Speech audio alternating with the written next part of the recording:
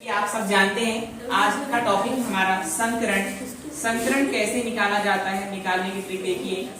तो इसमें एक जनरल फॉर्मेट होता है lone pair plus bond pair. क्या होता है? Lone pair plus bond pair.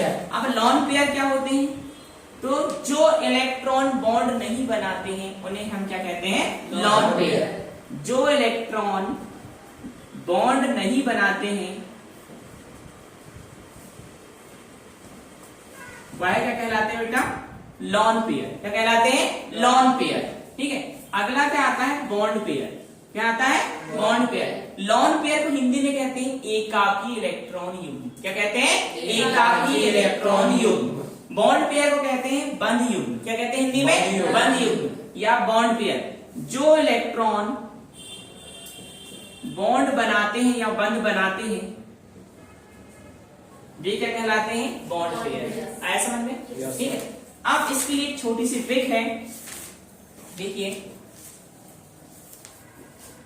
जैसे sp sp2 sp3 sp3d sp3d2 sp3d3। ठीक है। अब इसमें एक s हो गया, एक p हो गया, कितने हुए टोटल संख्या? दो।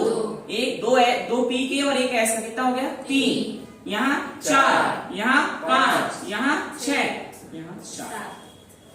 फॉर एग्जाम्पल हमने एग्जाम्पल आपके सामने लिया था। क्या अगला लेता हूं मैं? PCl5। PCl5 में कौन सा संकरण है? तो मुझे पता है कि इसमें से आपको डिसाइड करना है कि कौन सा सेंट्रल मेटल एटम होगा या केंद्रीय परमाणु होगा। तो वो होगा फास्फोरस। फास्फोरस का परमाणु क्रमांक होता है 15।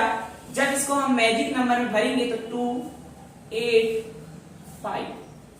और आउटर ऑर्बिटल में बाह्यतल कक्ष में कितने इलेक्ट्रॉन हैं? 5।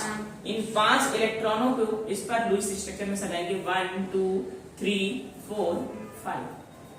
और इसको हम कहते हैं क्या? Lewis structure. क्या कहते हैं? लुईस स्ट्रक्चर या लुईस संरचना। ठीक है। और आपको पता है इससे कितने लिगेंड जुड़े हुए हैं? तो 5। एक क्लोरीन के पास में एक फ्री रेडिकल होगा, एक इलेक्ट्रॉन फ्री होगा। तो हमें एक एक इलेक्ट्रॉन से इनको आपस में जोड़ना है, अर्थात इलेक्ट्रॉनों की साझेदारी होगी। और साझेदारी से कौन से बॉन्ड बनाएंगे? सहसहयोगी बॉन्ड। कौन से बॉन्ड? सहसहयोगी बॉन्ड। कितने Cl? एक Cl यहां से जुड़ा, उसके पास में एक इलेक्ट्रॉन होगा। एक Cl यहां से जुड़ा, उसके पास एक इलेक्ट्रॉन होगा। एक Cl यहां से जुड़ा, उसके पास एक इलेक्ट्रॉन, और 2 Cl यहां से। कितने हो गए टोटल? 5 हो गए। तो ये जो बॉन्ड दिख रहे हैं आपको, ठीक है, ये बॉन्ड कहलाते हैं सहसहयोगी बंध या कोवैलेंट बॉन्ड।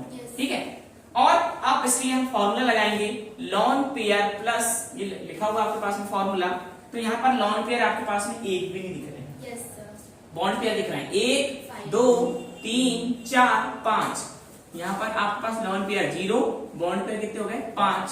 हम 5 को ऐसा लिख सकते हैं, आपको लिखने का तरीका देखो। एक S का, 3 P के, एक D का। एक S का, 3 P के और एक D का। कितने हो टोटल? 5। तो इसमें कौन सा संकरण हो गया?